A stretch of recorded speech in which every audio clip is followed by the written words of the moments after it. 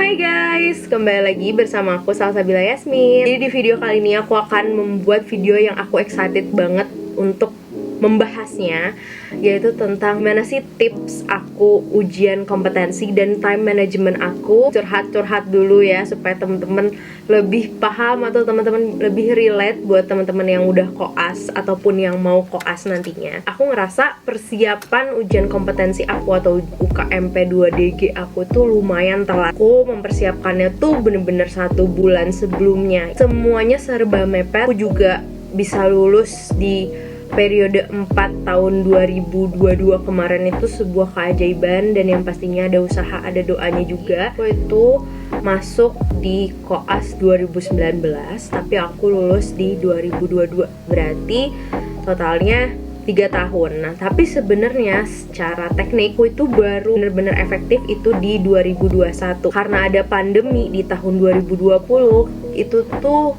seluruh kerja pasien ditutup dulu, lockdown. Dan pada 2019 sampai 2020 itu kita fokus di kerjain requirement yang online base, journal reading, case report, seminar atau kehadiran seminar dan lain-lain itu kita kerjain. Awalnya sistem koas di FKG itu integrasi, sekarang berubah jadi rotasi atau putaran ya. Jadi di suatu periode waktu kita bisa ngerjain departemen ini dan departemen ini misalnya. Itu ada beberapa departemen yang lebih fleksibel lagi, bisa dikerjain selama koas gitu. Intinya bener-bener antara semi integrasi dan semi rotasi lah, tapi udah mengarah ke rotasi. Akhirnya kita dibagi berdasarkan abjad. Aku tuh abjadnya depannya S kan. Biasanya dia dapat di kloter 4-nya itu adalah putaran prostodontia dan konservasi. Menurut aku prostodontia dan konservasi ini membutuhkan waktu yang cukup lama karena ada beberapa tahapan-tahapan yang memang panjang gitu dibandingkan departemen-departemen lainnya. Pertama kali aku mendapatkan kabar ini, aku sebenarnya hopeless banget karena yang tadinya aku punya goal untuk lulus di tahun 2022, aku berkemungkinan untuk nggak akan bisa lulus di tahun 2022. Awalnya punya target untuk lulus di bulan Juni sesuai dengan plan yang udah aku buat. Tapi ya aku merasa di 2020 adalah tahun dimana aku harus percaya sama hal-hal yang di luar kendali aku. Jadi udah fix banget nih, departemen yang mungkin agak lebih banyak tahapannya itu berada di akhir. Jadi aku merasa bisa nggak nih menyelesaikan semuanya di Oktober ini. Banyak banget aku ngerasa hal-hal yang dikorbanin ya selama aku mengejar UKMP 2DG aku. Kan liburan selama 3 tahun itu dari 2019 sampai 2022 kemarin itu nggak ada. Dia emang fokus ke koas. Beberapa pekerjaan di luar dari koas aku yang aku korbankan juga demi aku fokus dulu nih untuk koas. Kita masuk mungkin ya ke time management selama di koas. Selama di koas aku pasti pakai planner dari Oklusal. Ini ya benar-benar membantu aku banget selama aku koas gitu. Dan melakukan semuanya secara berbarengan. Aku pasti ngebuat hari H dulu, deadline-nya dulu. Terus aku bisa countdown ke belakang kira-kira apa aja sih yang aku harus kerjain. Di sampingnya itu ada notes. Di notes ini aku akan masukin beberapa to-do list aku yang bisa aku kerjain di bulan itu. Selain aku tandain nih di planner hari H atau event terbesar, misalnya kerja pasien ekstraksi pertama yang harus butuh persiapan sebelum-sebelumnya, aku juga nulis koas log. Biasanya timeline secara kasar koas aku selama 1 tahun ke depan itu gimana. Meskipun sebenarnya ini plan awal aja untuk kita tahu nih apa aja yang kita harus lakuin selama 1 tahun atau 2 tahun ke depan yang nanti teman-teman akan hadapi. Di setiap bulannya atau di setiap departemen itu requirement apa sih yang teman-teman harus lakuin.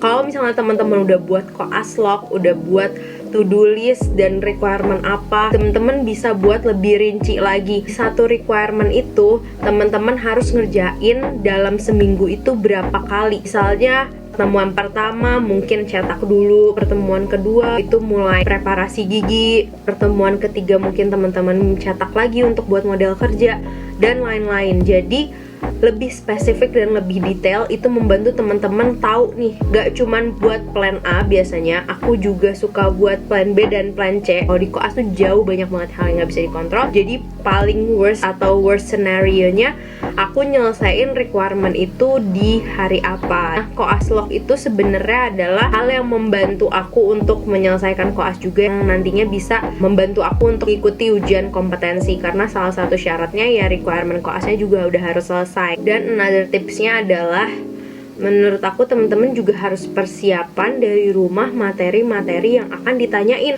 karena mungkin bakal banyak banget responsi yang ada di koas. Nah, setelah itu untuk dari les UKMP 2DG sendiri atau UKOM, aku les di Bonafit Club. Dari bimbelnya itu sendiri sebenarnya udah padat banget sih. General lecture, kemudian ada soal-soal yang harus kita kerjain per harinya.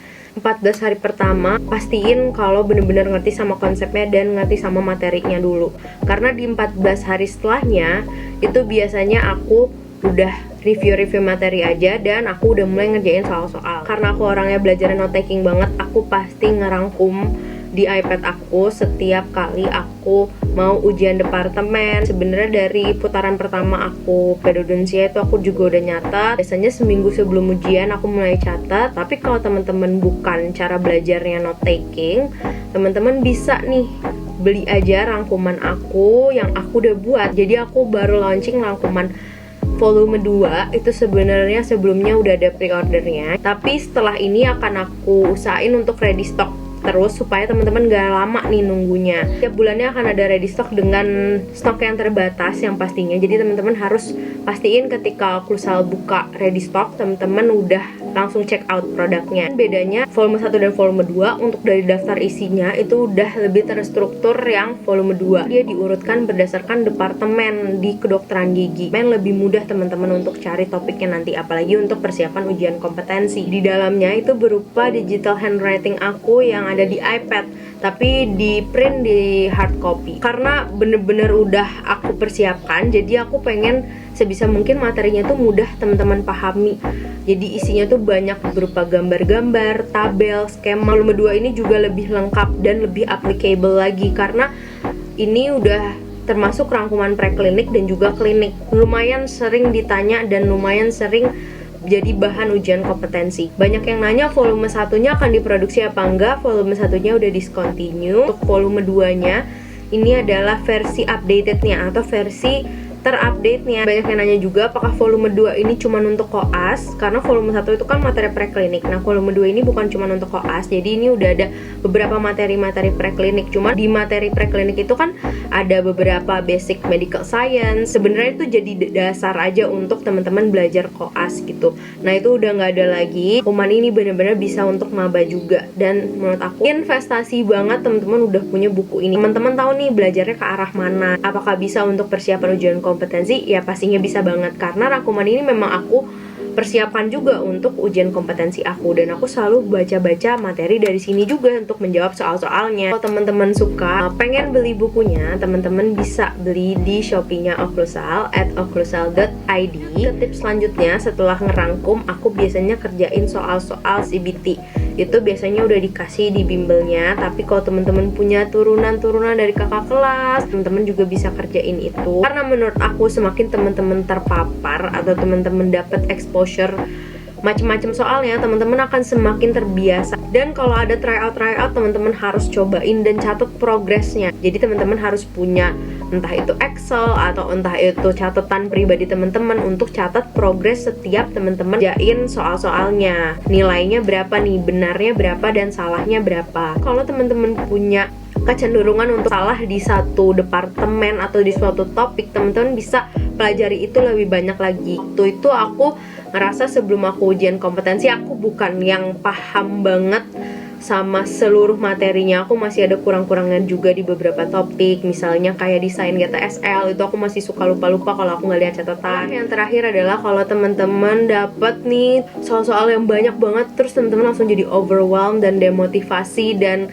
ngerasa aduh kayaknya gue belum siap nih, kayaknya gue nggak ada apa-apanya nih. Jangan overwhelmed dulu, karena menurut aku di soal-soal itu teman-teman akan ngerasain kalau sebenarnya soalnya sama aja, cuman konsepnya yang teman-teman harus ngerti. Siapa tahu itu sebenarnya soalnya sama-sama aja, cuman dibolak-balik aja. Kalau buat OSINnya menurut aku teman-teman harus sering-sering diskusi aja sama teman-teman lainnya. Segitu aja sih tips dan trik ujian kompetensi dan persiapan. Nggak akan bosen untuk sharing-sharing ke teman-teman kayak pengalaman hidup aku ke depannya gimana. I'll see you in my next video. Bye!